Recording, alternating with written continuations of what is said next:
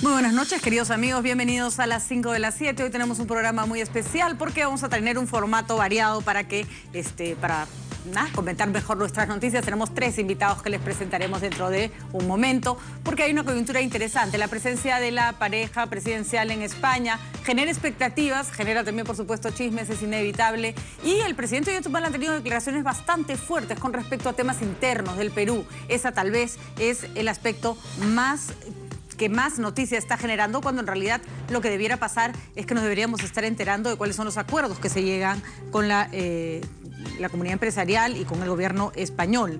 Está también la denuncia de los correos entregados por Rómulo León a Alegría, que aparentemente complicaría la situación de Alan García, que en el juicio de los petroaudios es solo testigo, no acusado. En fin, hay varios temas que vamos a analizar el día de hoy, así que vamos a la lectura rápida de nuestros titulares.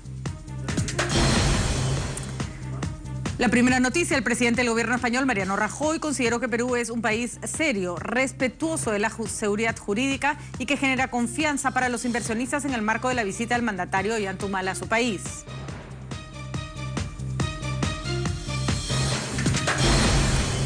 Y en España, el presidente Ollanta Humala volvió a criticar el trabajo de los medios de comunicación, a los que acusó de buscar la desestabilización del gobierno.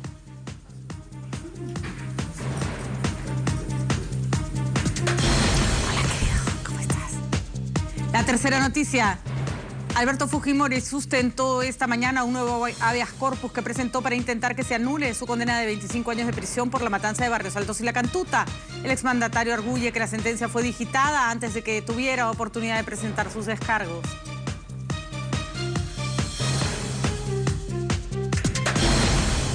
La cuarta noticia: el procurador anticorrupción, Joel Segura, estimó hoy que los correos entregados por Rómulo León a la sala que tiene a su cargo el caso Petroaudios complicarían la situación del expresidente Alan García Pérez.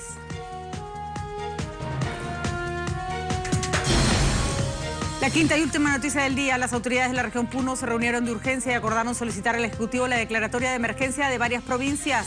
Esto por las bajas temperaturas y nevadas que en los últimos días han congelado ríos y lagunas de los distritos de Aranea y Crucero. El frío se siente en todo el Ande, según el CENAMI.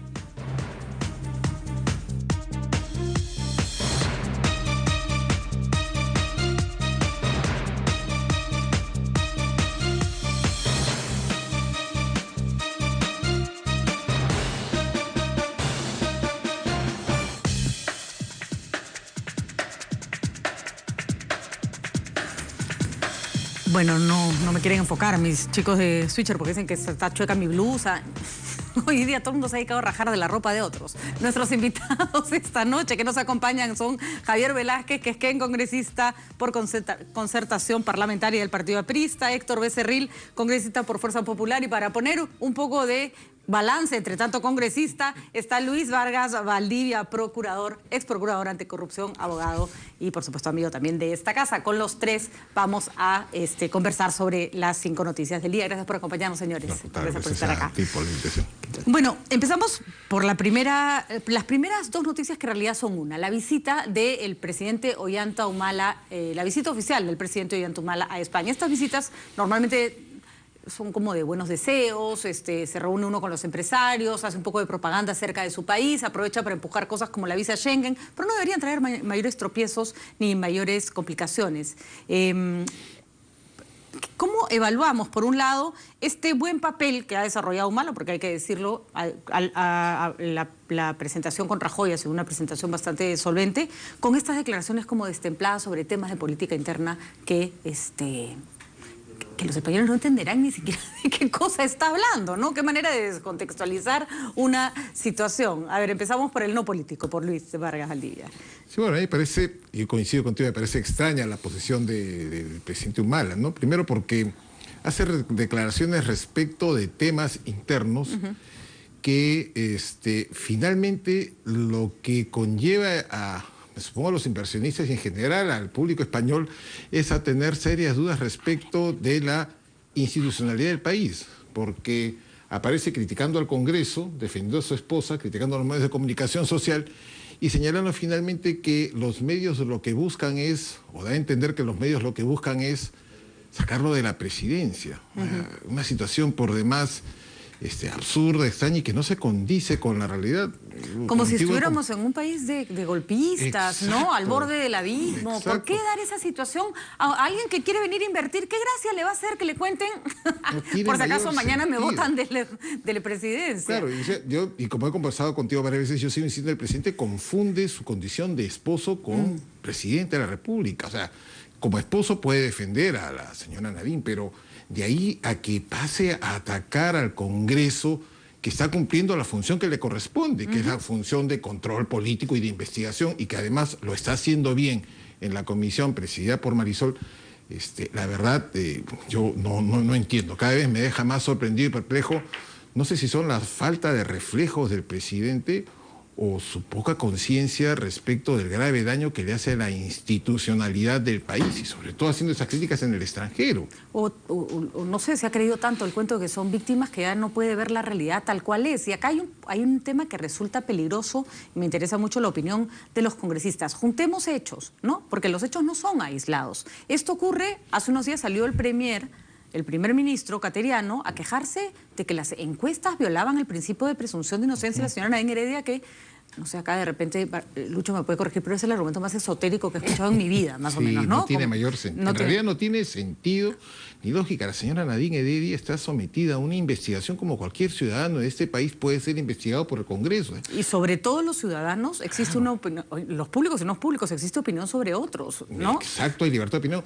Pero más aún en el caso de la señora Nadine Heredia, cada vez aparecen más indicios que lo que hacen es corroborar la necesidad de que estos hechos sean investigados. Yo creo que, yo insisto, ella debería ser la primera interesada en esclarecer estos hechos, en presentarse, en declarar y aclarar, y no valerse de estos argumentos que en realidad no tienen mayor sustento. Está clara que es la estrategia de defensa, ¿no es cierto?, no querer colaborar. Entonces tenemos a un presidente que se queja de que lo quieren sacar del poder, a un primer ministro que habla de excesos en las encuestas y también en los medios de comunicación, a un ministro de Justicia que le dice a su procuradora que se calle cuando se trata de los temas de la primera dama, a un presidente de la República que le dice a una comisión del Congreso que su conformación es ilegal y ataca a la presidenta de la comisión. Estamos a punto, efectivamente, de entrar en un caso de paranoia y que puede terminar, ahí sí, violentando la democracia, no porque efectivamente eso sea lo que se va a hacer, sino porque se está respondiendo frente a un fantasma que no existe.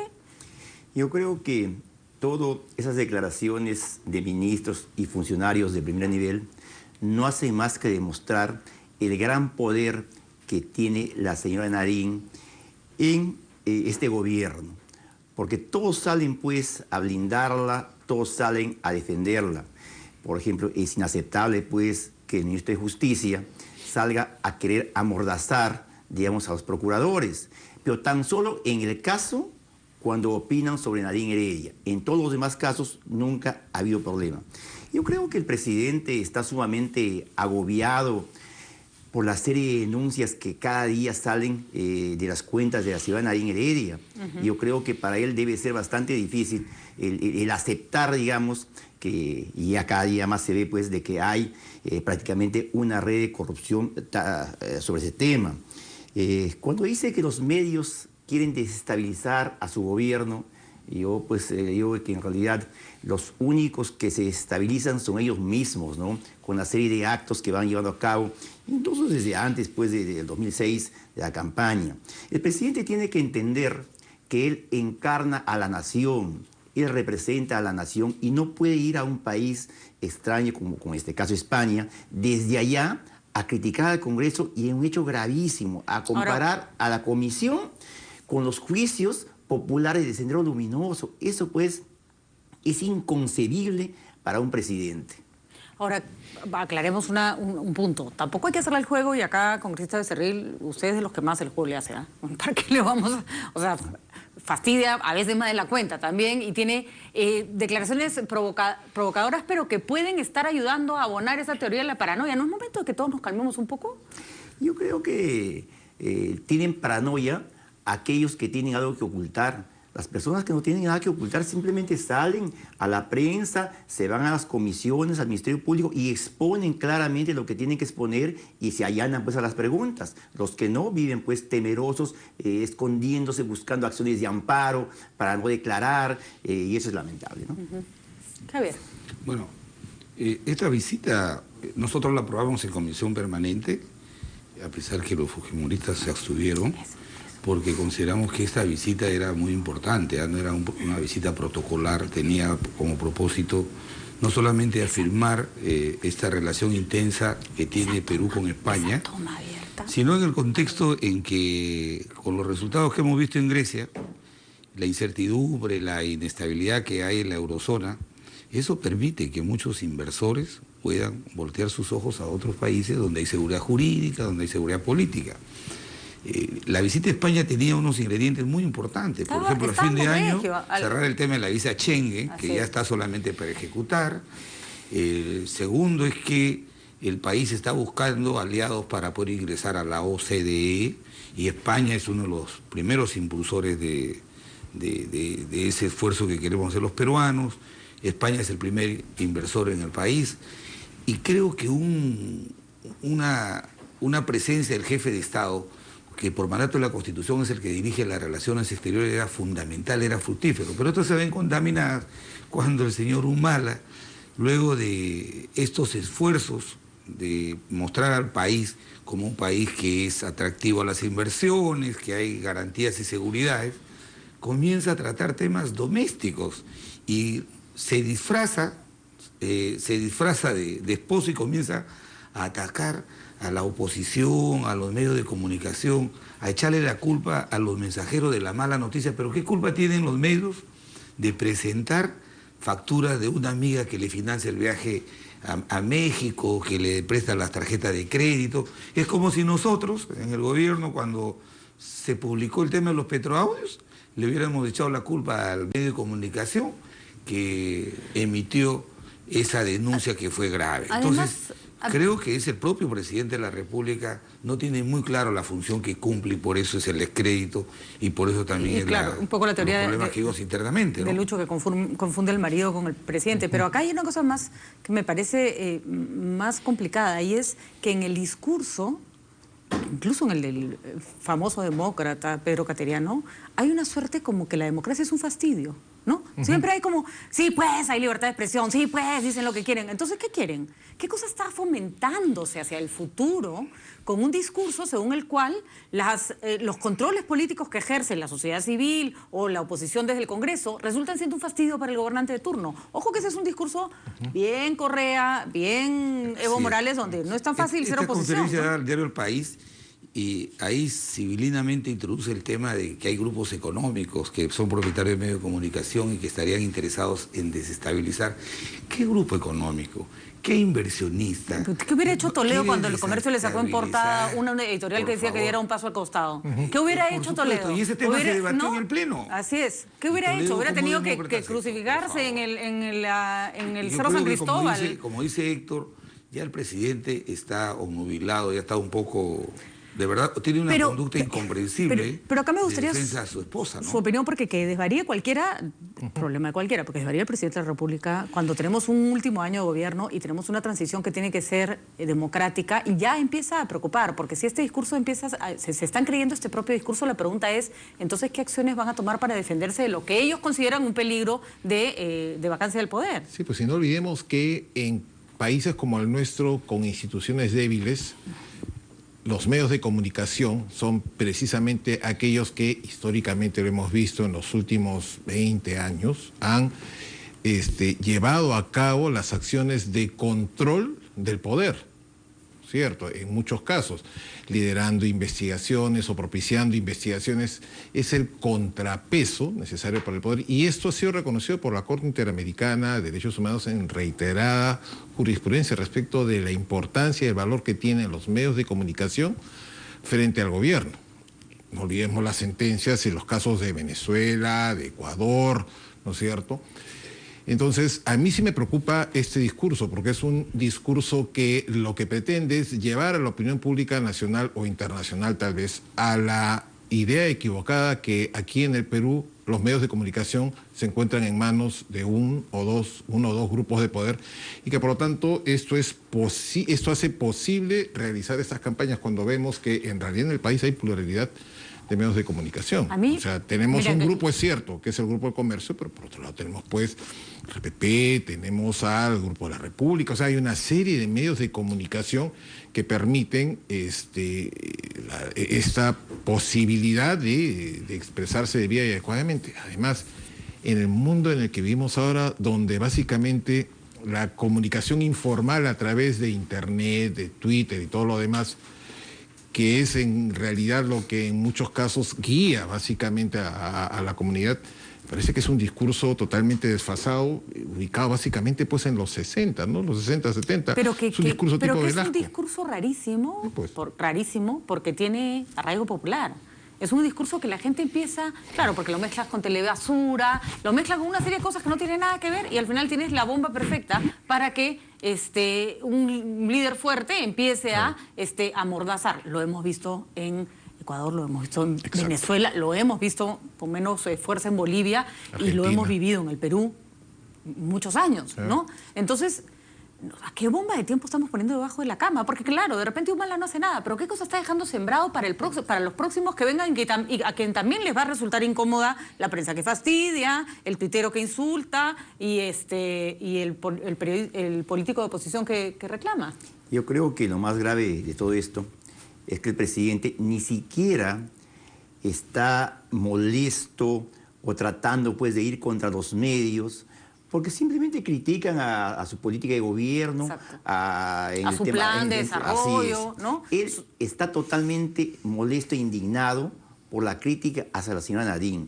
Yo creo que el presidente, a medida que van saliendo nuevos indicios de corrupción en las cuentas, él se va asustando. Y yo creo que él está totalmente asustado porque ni él mismo, creo yo, ha conocido la magnitud de los problemas de las cuentas de la señora Nadine. Es increíble, pues cada semana va saliendo nuevos indicios, nuevas cuentas, nuevos pagos con la tarjeta de la amiga, con la tarjeta del primo. Es decir, esto no tiene cuándo acabar. A ver, disculpe, ahí sí yo voy a poner un poco de balance. A ver. Si usted revisa mi cuenta, toda la semana va a salir un pago, un gasto, o sea, todo el mundo gasta plata, pues, y un ingreso. No todo, las cuentas de la señora Nadine, y ni hasta ahora no se ha podido probar que nada de eso sea fraudulento, pero sí merece una investigación. Lo que no podemos dar por sentado es que la señora ya es corrupta porque se compró un vestido en Nueva York. No, eso podrá parecer una frivolidad. Así que ese discurso sí es peligroso, me parece provocador y me parece propio de la oposición. Pero ojo, ahí es donde digo, no es hora de empezar a ponerle neutro para tener al acelerador, para tener un cambio democrático tranquilo y no alimentar la paranoia del Ejecutivo. A ver, y yo creo sinceramente... Sin dejar de fiscalizar, ojo. Sí, yo creo sinceramente que todos los indicios que hay, cuando uno tiene las cuentas claras, sale y las explica. De acuerdo. Pero cuando de acuerdo va saliendo en los medios de comunicación, por ejemplo, sale que tenía una cuenta, una tarjeta extensiva de la amiga y que hizo las compras respectivas. Bueno, eso salió en los medios. Nunca ella lo dijo. Luego sale la siguiente semana de que con esa misma tarjeta ha viajado, pagado por la amiga, también a México. Luego sale que el amigo le ha pagado también la casa de playa. O sea, todos son indicios que, desde mi punto de vista, lo de la casa de playa no está confirmado. La prueba indiciaria iba a que, digamos, a una sospecha. Y eso es lo que estamos viendo ahorita. Y el presidente, creo yo, que está asustado por todo lo que sale. Y creo sinceramente que si él se percata de que esto va más allá, es capaz de todo. Porque ya comenzó a mover al premier, refiriéndose a las encuestas. La encuesta simplemente te pone una pregunta. Ya, el que contesta es el pueblo. Se lo planteo a Velázquez que está haciendo el fujimorismo el enroque perfecto para que Humala patee en un tablero. No, mira. Porque, ojo, que el discurso es complicado, ¿ah? El discurso es complicado. O sea, por la décima. O sea, había 100 indicios más que eso en la época de Fujimori y a Fujimori no se le movió una pestaña. Y los fujimoristas decían, aquí no hay nada, con 200 indicios más. O sea, esto da cuenta para una investigación, no da cuenta para estar lapidando y marcando al culpable a nadie todavía. Lo que pedimos nosotros es una investigación y que ella se someta a la investigación. Sí, entonces, congresistas de Cerril mantengan su discurso en ese ámbito. Lo malo es que ella Pero no lo está dejo permitiendo a Javier que se investigue. La única investigación que ponga su... que está liderando el gobierno es la investigación al amigo de la pareja presidencial, a Martín Belaúnde del Oce. Nadie puede poner en discusión la forma como la viene llevando Marisol Pérez Totalmente Tello. de acuerdo. Que además, Entonces, ojo, la materia de ahora, investigación de esa el que comisión siembra es vientos Martín Belaúnde cosecha del Oso. tempestades. Este señor que fue elegido para gobernar, lo primero que hizo fue montar una llamada mega comisión para que en estas llamadas investigaciones pesca, 5 miembros de su bancada con 2 del fujimorismo pudieran hurgar todo lo que pudieran hurgar en la gestión de Alan García. Y se dedicaron durante 4 años a imputarle responsabilidades a personas que ni siquiera habían sido llamadas a las comisiones investigadoras. De acuerdo. Yo creo que tiene que haber un punto de equilibrio, y el punto de equilibrio lo está dando esta comisión investigadora. Marisol Pérez Tello no ha dicho que la señora es responsable. Lo que sucede es lo siguiente, acá está el doctor Vargas Valdivia, que ha sido procurador. Si una persona que está investigando ve un hecho que necesita que alguien lo esclarezca, viene la persona y le dice, ¿sabes que de esto no te respondo? ¿Qué hace la persona que investiga? Como tú no me respondes, voy a buscar otros elementos para poder llegar a mi hipótesis de investigación. No, y además... Entonces, te levanto el secreto bancario. ¿Y qué hace el gobierno? ¿Qué hacen los abogados? Dicen, ¿sabes qué? Vamos a taponear la investigación fiscal y la investigación parlamentaria. Entonces, nadie tiene corona para no ser investigado. Totalmente. Ahora, creo que mi apreciación es, complementando lo que dice Héctor, es que aquí el señor Humala sabe que estos hechos tienen que ser investigados judicialmente, tienen un contenido de carácter penal. Pero él le quiere dar una connotación de carácter político, echarle la culpa a los medios de comunicación, a la prensa. ¿Cómo es posible este discurso contradictorio? Defiende a su esposa con el cargo de jefe de Estado, pero utiliza el cargo de Estado para ofender a una mujer como Marisol Pérez Tello. Entonces, yo creo que él es el que se tiene que calmar. Nosotros, es nuestra función hacer la labor de investigación, que tenemos algunos estilos, pero eso de ninguna manera califica... Estoy de acuerdo que la culpa no la tiene el señor Becerril. No califica Solo estoy hablando de no echar más leña al fuego. De ninguna manera califica la conducta de un jefe del Estado, máxime cuando va fuera del país en representación de todos nosotros. Además, cuando empaña un hecho tan importante como la relación bilateral con España. A mí me da un poco de vergüenza ajena. Yo pensaba que los españoles deben haber estado mirando y esto diciendo de qué habla este señor. Porque a España no llegan las noticias que llegan de Venezuela, pues, ¿no? Claro. No somos los culpables que el diario diga la polémica primera dama. Ese es un tema. Bueno, es Ha polémica, generado pues, polémica, no, entonces... pues, claro que es polémica. ¿Y cuánta gente viaja con ese estandarte por el mundo feliz de la vida? Claro. Tampoco le están diciendo nada. encuestas Que te diré lo ladrona, ¿no? siguiente. Hay encuestas que a nosotros como LAPRA nos afecta bastante, pero nunca hemos salido a decir que las encuestas... Y en están el ranking de conspirando. cuán corrupto Por considera favor. Alan García Entonces, aparece todas las semanas, y todos los nosotros meses. sabemos que son mecanismos que utilizan determinados sectores para medir la percepción de la gente y tendremos que demostrar lo contrario. Además, y eso, ahí me gustarían las palabras de Lucho para cerrar esta ronda. Si tú tienes una herramienta como cuán corrupto considera que eres que las personas te consideran, no te están condenando, te consideran, creen, eso no debería servir para atacar a los medios de comunicación, sino para preguntarte qué estás haciendo mal. Exacto, pues. O sea, eso es lo que te sirve para recapacitar, pero para dar un giro en este tema, yo estoy de acuerdo con lo que señalan los congresistas, en especial Javier. O sea, aquí hay materia para investigar, contigo lo he conversado varias veces, hay temas que investigar, pero acá hay 2 investigaciones. Una es la que lleva el Congreso y otra es la que lleva la Fiscalía. Así es. Y hemos dejado de saber qué es lo que pasa en la investigación fiscal. Es cierto, hay una acción de garantía que fue declarada fundada en primera instancia, pero que está en giro, pero todo esto tiene que ser además investigado por la Fiscalía. Hay un pobre fiscal recién nombrado que debe estar aterrado después de ver todo lo que ocurre, siquiera de decir, pero es que aquí estoy. ahí funciona precisamente y debe funcionar el contrapeso de la Procuraduría, y por eso es importante una Procuraduría independiente, y por eso es importante defender a la doctora Julia Príncipe, que viene siendo atacada de manera, disculpe el término, irracional por el ministro de Justicia. Porque no me explica un ministro de Justicia que salga y diga lo que busca la procuradora es ser figuretti.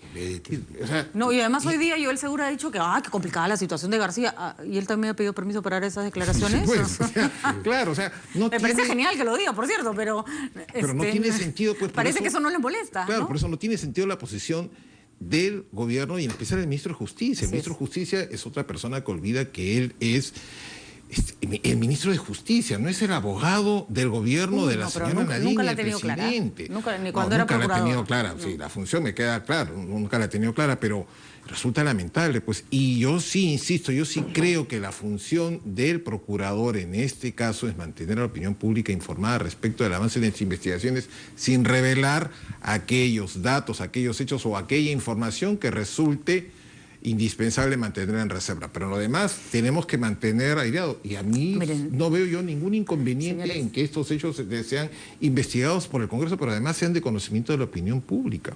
Sí, un comentario tan frívolo o estúpido, si quieren, como el que he hecho yo en redes sociales el día de hoy sobre el vestido de la señora Nadine, que vamos, no me gustó, soy rajona, soy mujer, sí, pésimo, de repente hasta con una mirada demasiado machista, sí, seguro. Pero me han valido cada insulto para decir una cosa así. Oigan, cálmense, no me gusta el vestido. O sea, ¿por qué tanta paranoia? Las vestimentas de las primeras damas y de las mujeres políticas en general, y probablemente por criterios machistas, en los cuales todos, desgraciadamente, somos víctimas, siempre son materia de raje, vamos a decirlo así. Los de la Michelle Obama, Cristina Fernández, pero este gobierno está tan crispado que cualquier cosa que se diga es un complot, incluso rajar del vestido. Ya estamos llegando a límites ridículos, francamente, ¿no? Y preocupantes. Y preocupantes, porque el vestido es un detalle, pero ¿cómo influye eso en una campaña presidencial? ¿Cómo influye en el último año de gobierno? ¿Va a Humala a enfrentarse a los medios de comunicación? ¿Cuál va a ser la posición del Ejecutivo y el Presidente de la República en la campaña electoral? ¿Va a mantener la independencia, la neutralidad? La neutralidad. Eso es lo que nos preocupa. Y con Daniel Urresti de candidato, agárrense quien pueda. Nos va a llover, pero por lo pronto los periodistas cascos nos vamos a tener que poner porque nos va a llover de todo. Nos vamos a una pausa y volvemos.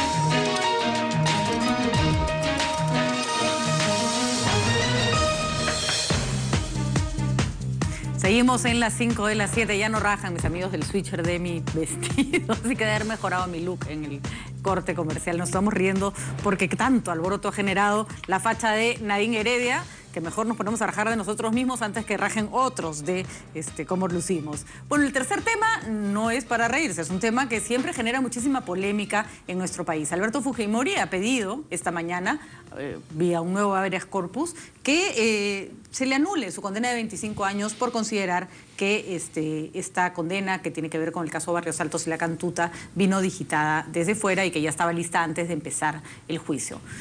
Como es de público conocimiento, la persona que supuestamente digitó la sentencia de España es mi hermano, así que yo acá me callo la boca, no tengo absolutamente nada que decir ni a favor ni en contra, así que los dejo a mis invitados que discutan sobre el asunto, porque no es ético que yo exprese opinión al respecto.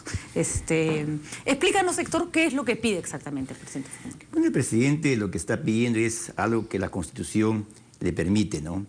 Él está pidiendo la nulidad de la sentencia y que haya un nuevo proceso. Un nuevo proceso que sea imparcial, que sea que guarde el debido proceso, porque lo que ocurre pues es de que efectivamente hay correos y acá no hay que echar la culpa. Si alguien consulta a alguien en España, obviamente tiene que responder. Acá, desde mi punto de vista, San Martín, 14 meses antes de que comience incluso ese tema, él va haciendo unos correos, y acá tengo algunos de ellos, ¿no? Lo que demuestra, pues, que 14 meses antes ya se planificó la sentencia. O sea, se planificó ya sentenciar a Alberto Fujimori, ¿no? Por ejemplo, cuando uno dice acá un correo, dice, ¿no? La autoridad inmediata me releva de mayores rigores de prueba. Eso dice San Martín. Le releva de mayores rigores de prueba, ¿para qué? Para sentenciar, ¿no?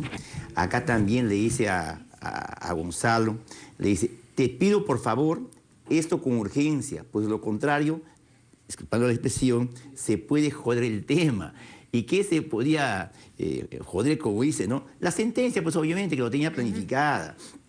Es decir, todos los indicios de estas comunicaciones, que son 4 correos, no hace más pues que rubricar que de antemano la vocación del juez San Martín no era una vocación imparcial, era una vocación desde ya de sentenciar a Alberto Fujimori. Ese es nuestro punto de vista. Cuando siéntase libre de citar lo que tenga que citar, congresista Becerril, yo le voy a ser absolutamente sincera, yo ni siquiera los he leído.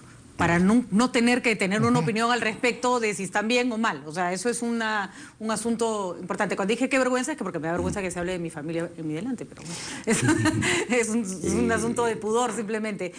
Javier, ¿les parece que el APRA tuvo la oportunidad de indultar a Fujimori en su momento? No lo hizo. No hubo mayores explicaciones al respecto. Humala sí tuvo que plantear una explicación pública.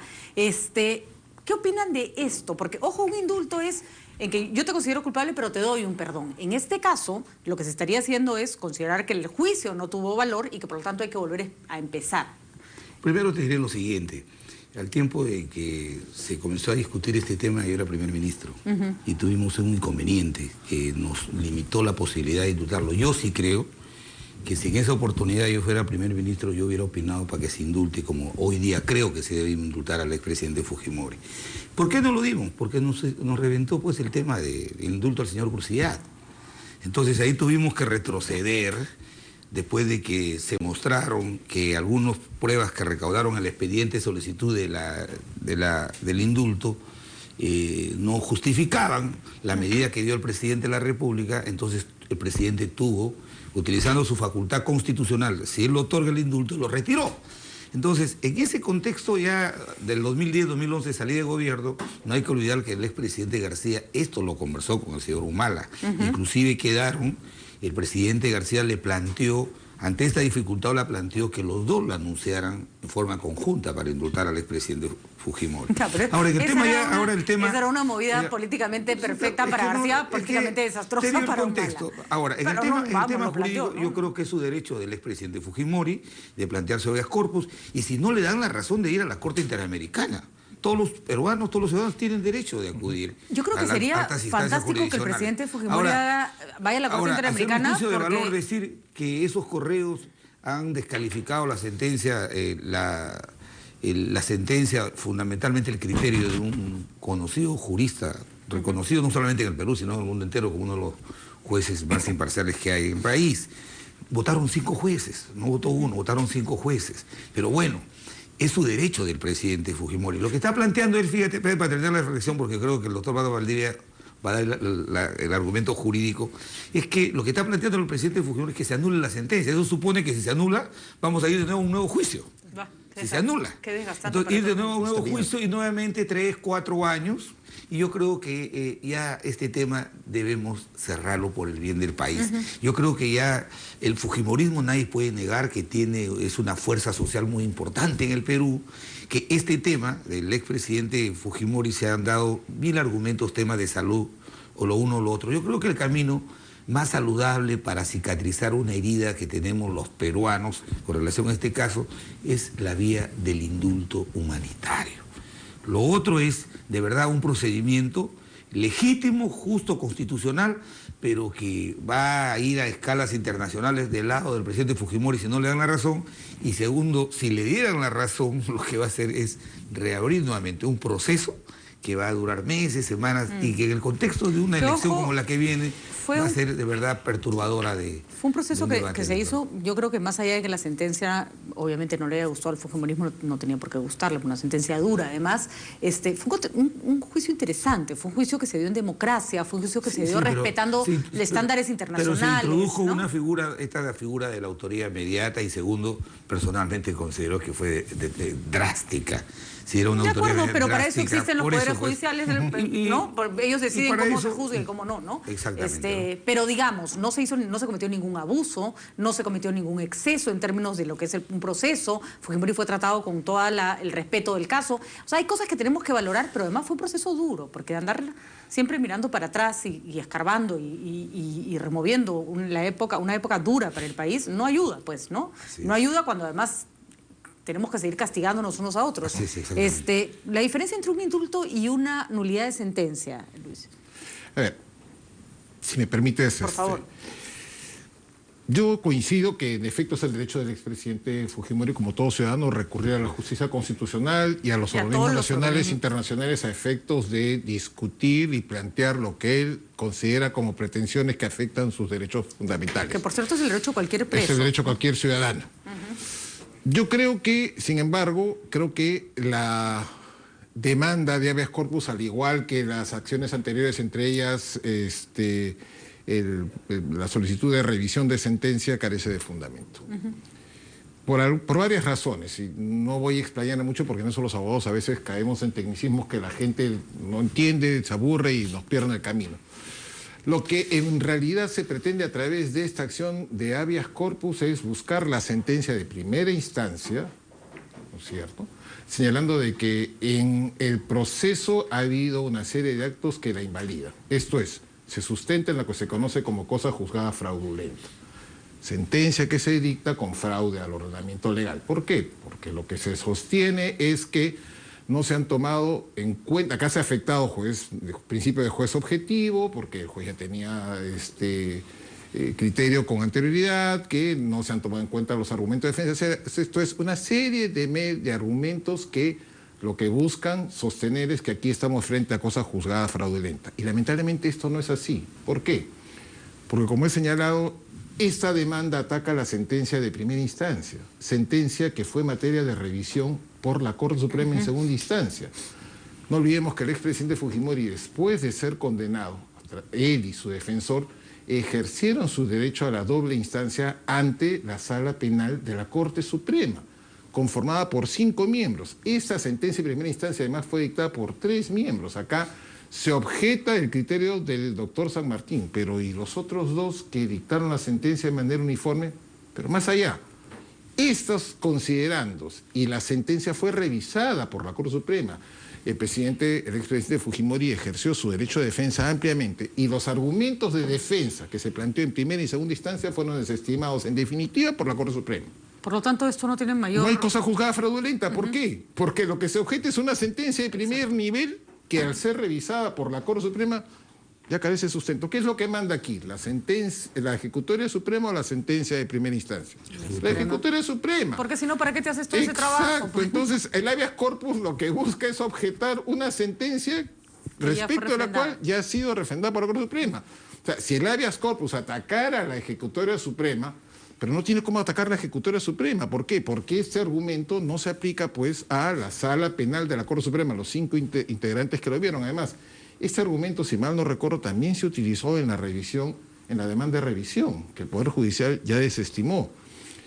Por último, 2 temas más. Este mismo argumento de la autoridad mediata y todo lo demás fue revisado por la Corte Suprema de Chile, porque al sustentar el pedido de extradición, recordará por qué se sustentó en el gobierno del expresidente Alan García, se sustentó exactamente basado en lo que es autoridad inmediata. Y el Tratado Bilateral Perú-Chile de Cooperación Judicial Internacional tiene una particularidad. Este tratado faculta a el país requerido, en este caso Chile, a analizar los medios probatorios a efectos de determinar si la solicitud de extradición y el proceso que se sigue resulta o no razonable y hay prueba válida que permite determinar razonablemente la necesidad de ir a un juicio oral. Y todo esto fue evaluado por la Corte Suprema de Justicia de Chile, que en última instancia declaró fundado el pedido de extradición.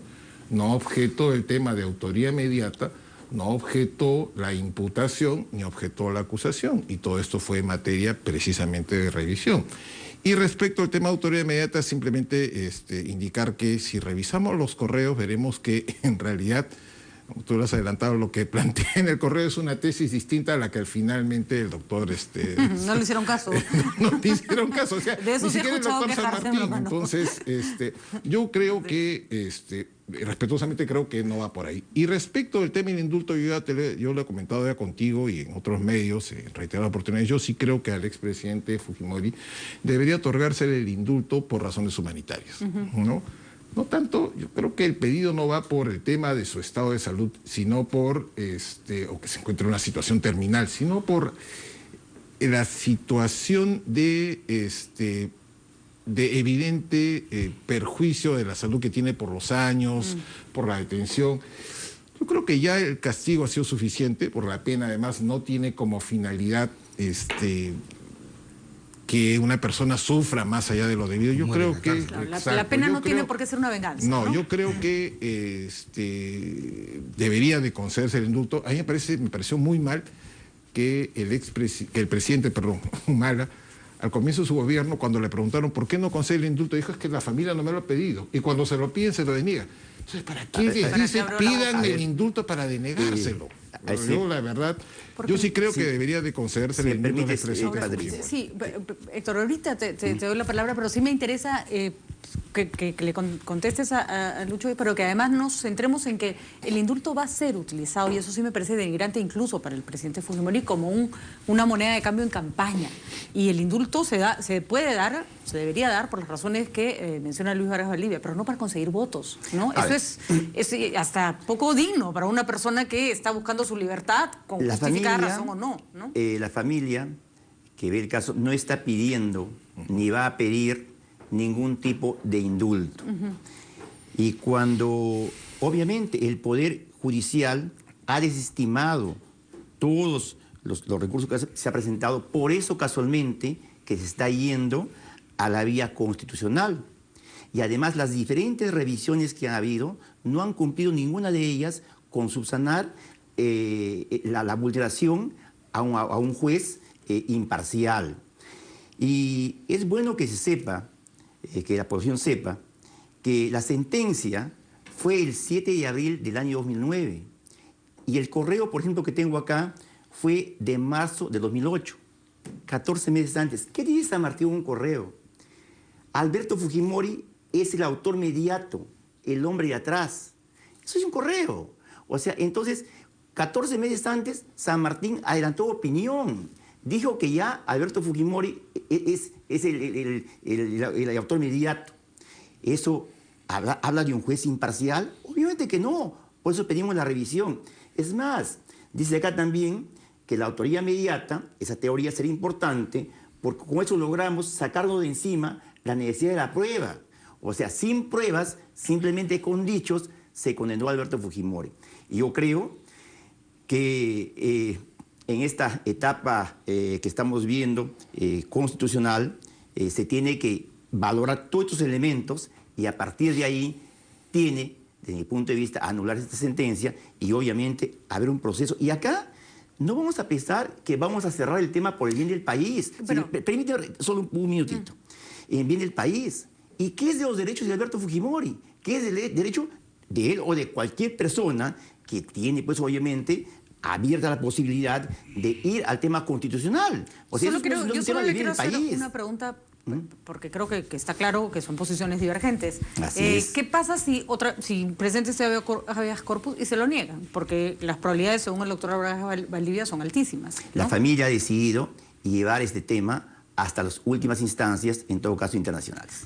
A mí me parecería una buena señal que el presidente Fujimori se vaya a la Corte Internacional, porque demostraría que es un instrumento que puede usar cualquier ciudadano que se siente agredido por el Estado, ¿no? Es el curso final de este procedimiento. Que cualquier ciudadano que se sienta agredido por el Estado, y así le quitamos este mote de que en realidad la Corte está para defender terroristas, más allá de cuál sea la conclusión a la que llegue. Es una instancia donde cualquier peruano, cualquier ciudadano que se sienta agredido puede defenderse. Nosotros, o pedir que se le defienda. Vamos a una pausa y regresamos con los correos.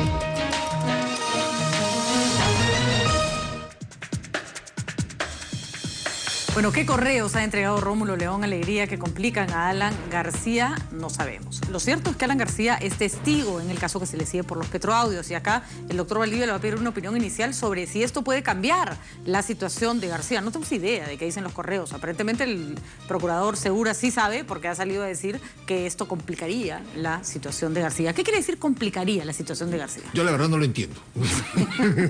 no entiendo a Joel que querría decir que complicaría, porque además este es un proceso largo y estamos en etapa de juicio oral. El expresidente es testigo y además él aceptó ir a declarar, lo que habla bien de él. Pero, a ver, yo no entiendo por qué complicaría si, y contigo lo he conversado en reiteradas oportunidades, si la propia Constitución señala claramente que la responsabilidad, en todo caso, si es que habría alguna, sería del ministro. O sea, no del presidente. Y a lo largo de las investigaciones, todo este tiempo, no ha aparecido ningún elemento que permita determinar, siquiera indiciariamente, la participación del expresidente. Pero, además, si hubieran estos correos, estamos en etapa de juicio oral. tendrían que haberse hecho públicos, ¿no es cierto? Y tendrían en todo caso que citar nuevamente al expresidente García. Además, para decir... Me imagino que hubieran sido señor entregados García, antes para que el señor García hubiera sido integrado en la acusación y no dejado simplemente como testigo. A eso ¿no? vamos. El proceso penal es un proceso formal. Hay etapas en el juicio oral y una de las etapas es el ofrecimiento de las pruebas. Esos correos debieron ofrecerse en su momento, admitirse para ser actuados. Entonces, claro, si supuestamente afectarían al expresidente García, han debido de preguntarle al expresidente cuando iba a declarar como testigo. O sea, no puedes tú sacar una prueba de debajo de la manga o algo, decir, mire, tengo esto de acá. No, porque todo esto sigue un orden a efectos precisamente de salvaguardar el debido proceso. Ojo que a mí el caso Petrodólares no es un caso que nos haga sentir cómodos a muchos peruanos. Se sintió que nunca se quedó esclarecido muy bien qué había pasado. Pareciera que el único culpable era Rómulo León Alegría. La comisión que hubo en el Congreso, seguro Carlos Raffo me va a responder algo por Twitter, pero más o menos salvaron el pellejo de algunos gracias al voto al final de Carlos Raffo y se sentía que se cambiaban votos. En fin, típica. O sea, no es un escenario raro en política, típica. Pero eso pasó en la Comisión de Investigadores del Congreso y a la hora que pasa a Fiscalía no ha involucrado a más gente que la que sabemos en esta investigación. ¿A santo de qué este tema de los correos? Que por cierto sería fantástico que sepamos qué contienen, por último, ¿no? ¿Ustedes saben? Quiero decir algo, sí. Quiero decir algo. Y aquí te lo puedo mostrar. Esta es una nota que sacó Perú 21, que no es un diario muy vinculado al partido aprista, donde mostró una carta que el 5 de mayo Rómulo León envía al presidente a través de Mirta Kunza, que era la secretaria, porque el presidente no recibe directamente las solicitudes o las cartas de los ciudadanos.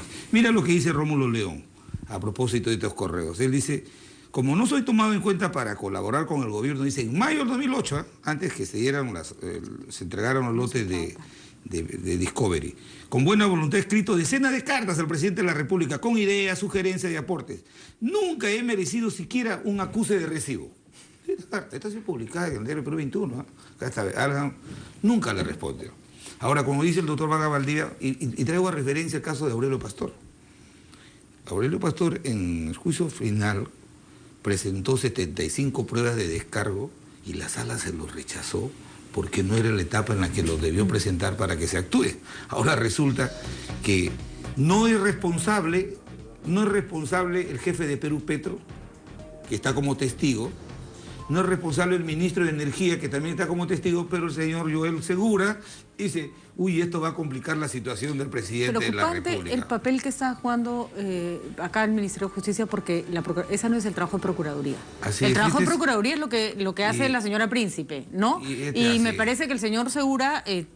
acá, vamos a ser claros, yo creo que las pésimas investigaciones que han hecho en general han dejado siempre un poco libre a Alan García. Discúlpame, Javier, yo creo que Alan siempre se salva porque las investigaciones son malas. A ver que me haga llegar la carta que le ha hecho llegar a Joel Segura para que no opine sobre este caso. O sea, el día que alguno de nosotros nos investigue por algo, ojalá que nos investigue la gente que investiga a Alan García, porque de todas maneras nos vamos a librar de lo que sea. Siempre lo investigan pésimo, pero... esa es consecuencia de quienes lo investigan mal. No se puede usar cualquier argumento. Ahora resulta que el abogado del Estado, el señor Joel Segura, le da una calidad de prueba plena a un correo entregado en la hora donde se por el señor Torpeza, más allá de que el señor García sea uno de nuestra simpatía, que ya saben que Javier sabe perfectamente que tengo aprecio por los partidos políticos, no necesariamente por todas las personas que las componen, creo que es una tropeza en el contexto en que se le calla a Julia Príncipe, sale a él Segura siempre pisando el palo, haciendo de tonto útil, me va a disculpar. Y hablar de la situación jurídica de una persona que ni siquiera es acusada. No es su responsabilidad. Así es. Porque el que califica la situación es el fiscal y el que la define es el juez, lo sabe. Yo no sé. El juicio oral se va a evaluar, la sala va a valorar la prueba, que todavía no ha sido actuada. Vamos a tener que cerrar acá, nos están votando, a pesar de que nos han hecho empezar tarde hoy día, pero para cerrar sí me gustaría un compromiso, sobre todo de Héctor Becerril y Javier Velázquez, que en Puno.